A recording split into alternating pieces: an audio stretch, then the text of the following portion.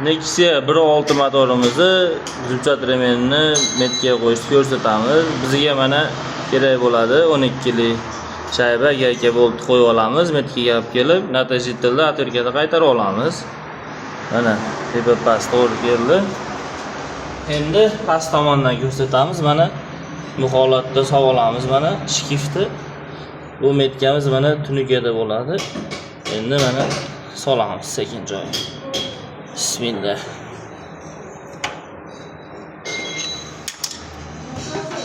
Mana bu holasa tushdi. Shu holatda endi tepani ko'rsat. Mana endi mana natijada olamiz. Bu holasa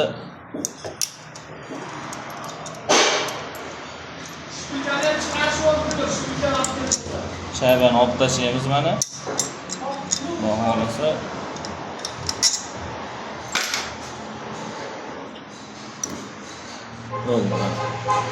to'g'ri holatda. Remenimiz ham zo'r holatda mana.